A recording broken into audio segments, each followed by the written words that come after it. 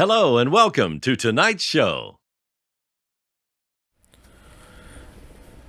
The real history of Thanksgiving is a story of the murder of indigenous people and the theft of their land by European colonists, and of the ruthless way of capitalism in midwinter 1620. The English ship Mayflower landed on North American coast. Delivery of 102 exiles. So I know a lot of people celebrate this day.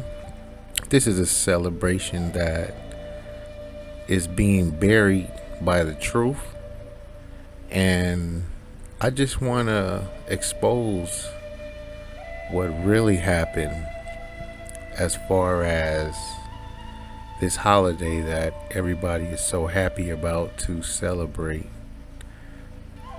And we have to realize we cannot bury the horrific truth of what happened to our people that were already here in this land when the colonists came and destroyed our ancestors and changed the way we live our lives today forever.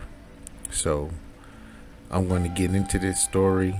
I'm going to get into my personal thoughts and my personal opinions on the shit show.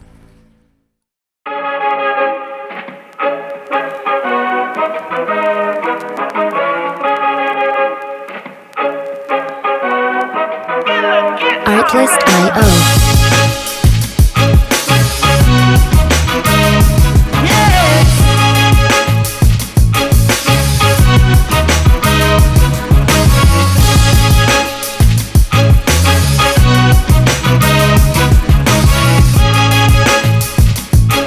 Music licensing reimagined.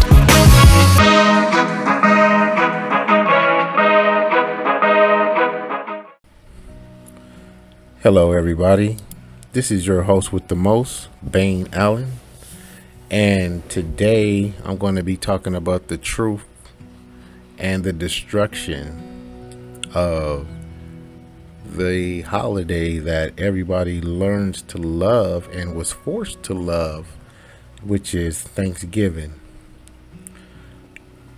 Every school child in the United States has been taught that the Pilgrims of the Plymouth Colony invited the local indigenous Indians to a major feast after surviving their bitter year in New England. But the real history of Thanksgiving is a story of murder of the indigenous Aboriginal people and the theft of the land by European colonists and the ruthless ways of capitalism. So it states in history, in real history, not that fake stuff that they tell you in history books in school, but in midwinter 1620, the English ship Mayflower landed on the North American coast, delivering 102 exiles. For those who don't know what exiles mean, that means it was 102 people that were exiled from their land, and they came to this land here that we are in today, which is Turtle Island, which is now known as the United States of America.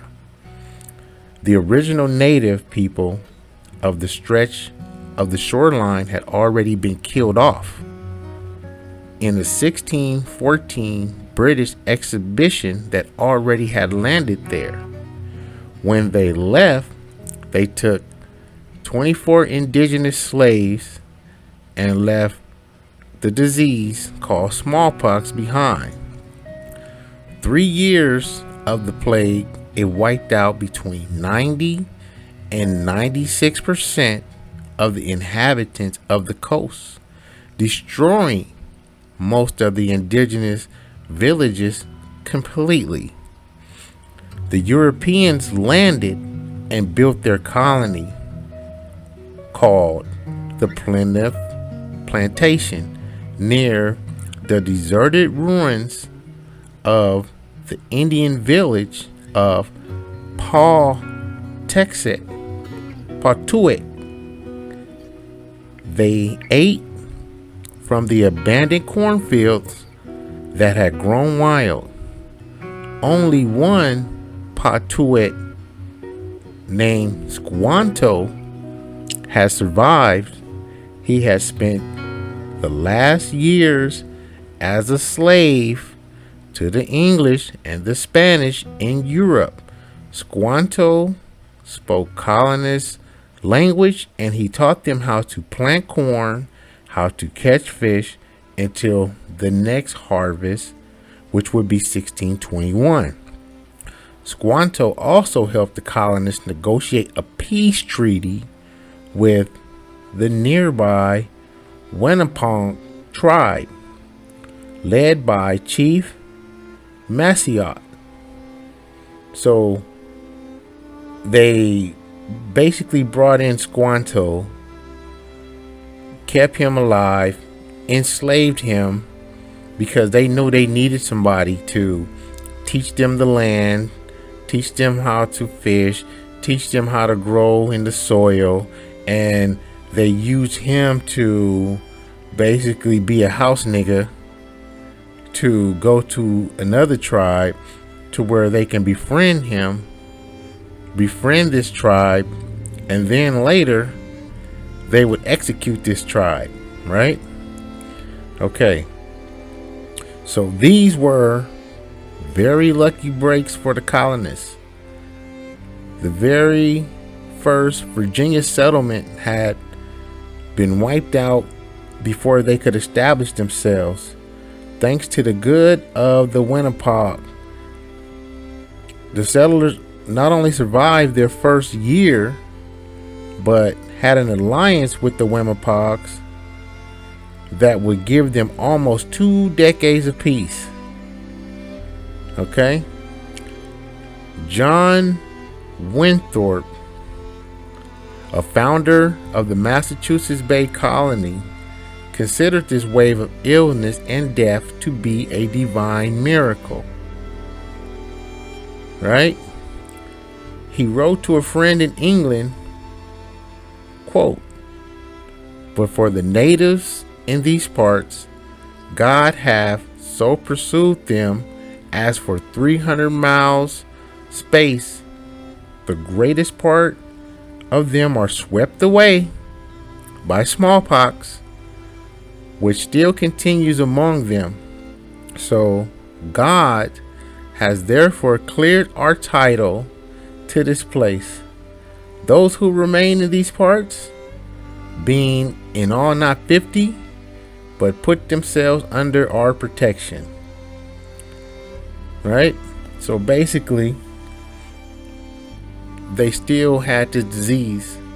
They were infiltrating these indigenous tribes with the disease smallpox, and they were befriending these tribe members, but they were slowly but surely killing them off one by one, tribe by tribe, as they gained knowledge and wisdom of the land and as they took over the land. Very good strategy. And our people, we did not see this coming. We didn't know that this was happening to us until it was too late, to where we were weak and we were powerless to defend our land and to fight for our land.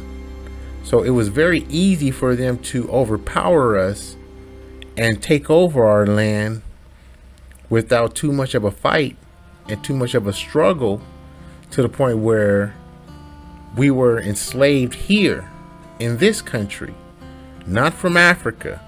Okay? History states that only later on in life they brought 92,000 slaves from Africa. But the ones that they kept here, they used them and enslaved them and imprisoned them to make them work and continue to harvest and fish and produce and teach them the ways of the land before they no longer needed them to execute them and destroy them. The deadly impact of European diseases and the goodwill of the Wemapog allowed the settlers to survive their very first year. So, after they survived from 1620 to 1621, in a celebration for their good fortune, the colony's government, William Bradford, declared a 3-day feast of Thanksgiving after the first harvest of 1621. So now I'm going to talk about how the Puritans, which was the English settlers, stole the land. But the peace that produced the Thanksgiving feast of 1621 meant that the Puritans would have had 15 years to establish a firm foothold on the coast until 1629. There were no more than 300 settlers in New England, scattered in small and isolated settlements, but their survival inspired a wave of Puritan invasion that took the established growth and the established growing Massachusetts towns north of the Plymouth, which were Boston and Salem, for 10 years. Boatloads of new settlers came, and as the number of Europeans increased, they proved not nearly so generous as the Wamaponcogs. On arrival, the Puritans and other religious sects discussed who legally owns all this land. They had to decide this not just because of the Anglo-Saxon traditions, but because their particular way of farming was based on individual, not communal or tribal ownership. This debate over the land ownership reveals the bourgeois rule of law does not mean protect the rights of the masses of the people. So basically they're saying we can just come in, take this land as we want, and if anybody got a problem with it, we'll deal with them accordingly. Some settlers argued that the land belonged to the indigenous Indians. These forces were excommunicated and immediately expelled. Massachusetts Governor Winthrop declared the Indians had not subdued the land, and therefore all uncultivated land should be, according to the English common law, be considered public domain. This means they belong to the king. In short, the colonists decided they did not need to consult the Indians. They seized the new lands. They only had to consult the representatives of the crown, meaning their local government. So basically, they were just going to take the land anyway. They already had it in their minds that they were going to be greedy. They were going to pillage. They were going to rape. They were going to do whatever they had to do to take the land by force if the local indigenous people did not want to comply with their new rule. So since they did not comply with their new rule, they were murdered, slaughtered, killed, and some were brought into slavery to work for these colonists that had control of the newfound land, which was ours in the beginning, that they stole. All right. So the colonists, they embrace a quote from the Bible, Psalms chapter 2, verse 8, which says, quote, "Ask of me, and I shall give thee, the heathen for thy inheritance, and the uttermost parts of the earth of thy possession. Since then, European settler states have declared God their real estate agent, and from the Boers seizing South Africa and Zionists seizing Palestine. The European immigrants took the land and enslaved indigenous people to help them farm it. By 1637, there were about 2,000 British settlers that pushed out the coast and decided to remove all of the inhabitants. So this is the holiday that a lot of us enjoy so much and celebrate.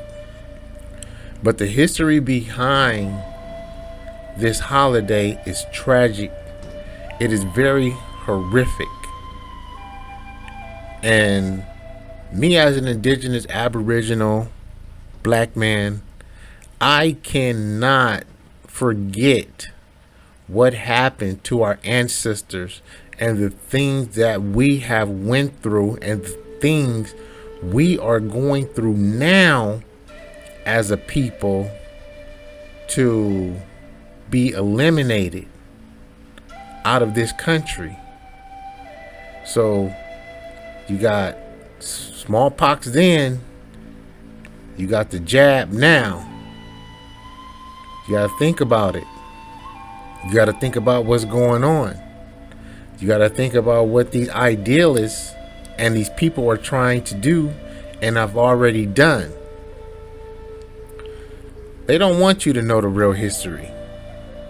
They don't want you to know what's going on. They want to keep you in the dark and say, oh, this is a peaceful time of the year. No, this is a tragically rememberable time of the year to remember what happened to us. Remember, don't ever forget what happened to us.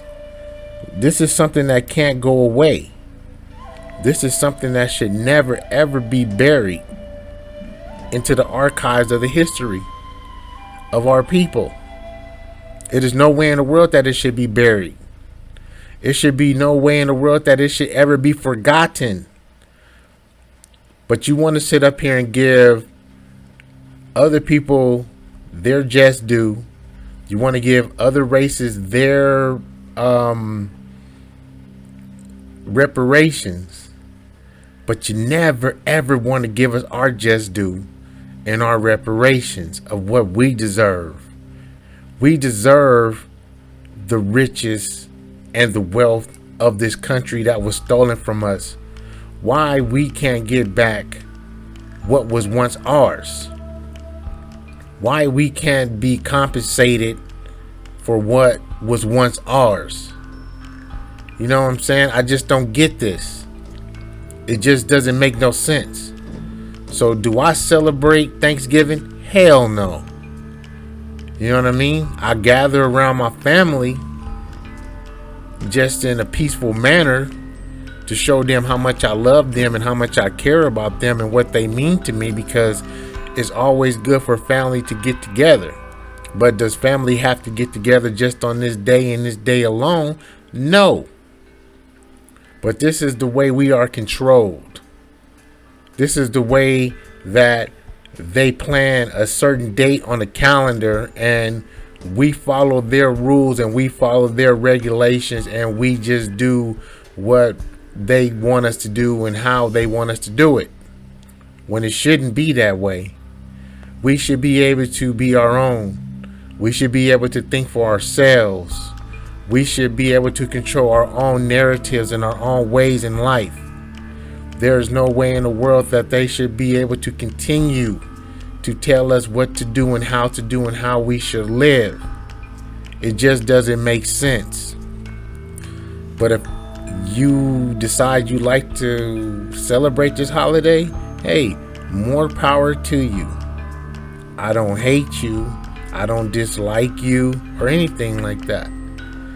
It's just that as an indigenous aboriginal man, I like to point out the real history behind what has happened to our ancestors and why we are here to where we are today with this bogus, murderous, blood-drenching, raping, killing, disease-infesting holiday that nearly wiped out our whole entire race. 90 to 96%, and only 4% of our people survive. So with only 4% of our people surviving, yes, it was real easy for them to take over. Yes, it was real easy for them to overtake the country. Yes, it was easy for them to enslave us and force us to learn their religion, force us to show them how to farm in the land, show them how to fish the land, and show them how to succeed in this land, because they wouldn't have been able to survive in this land if it wasn't for us. Get that through your head. They wouldn't have never survived if it wasn't for us. We got them through their first winter and taught them how to survive. And once they feel that they didn't need us no more, we were wiped out. And the ones that they kept as slaves. And there were others that got away. All right. So learn your history and enjoy your day. This is your host with the most, Bane Allen. Don't forget to like this video. Don't forget to subscribe. And if you want to, you can share this video. And it's all free. And it doesn't cost you a thing. And I'm out. Peace.